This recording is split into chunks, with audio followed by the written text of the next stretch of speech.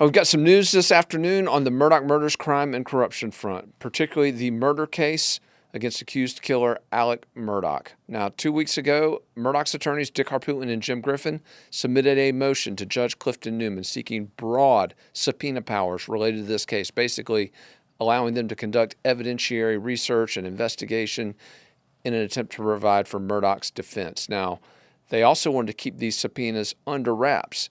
They wanted to be able to have the subpoena power without having to show the public what they were looking for.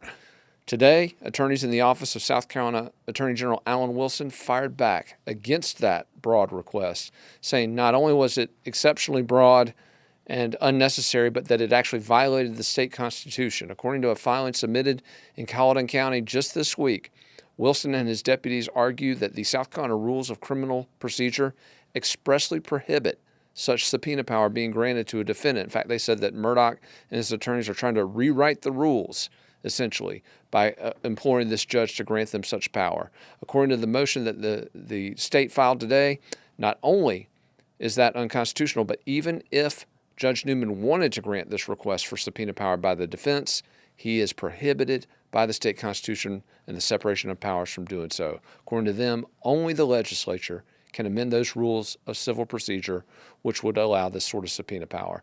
Now, does this matter? Yes, it's a big deal. Murdaugh's attorneys want to prepare a defense for him. Some believe that this subpoena request is a fishing expedition. Clearly, the state believes that is the case, but more so, they believe that the request itself, again, violates South Carolina's rules of criminal procedure. So we will continue to follow this debate as it moves forward, setting the stage for the murder trial of Alec Murdaugh. Again, tentatively, they're looking at January for that. Has not been officially scheduled, but for the very latest on that murder case, keep it tuned to FITSNews as we follow all of these legal battles.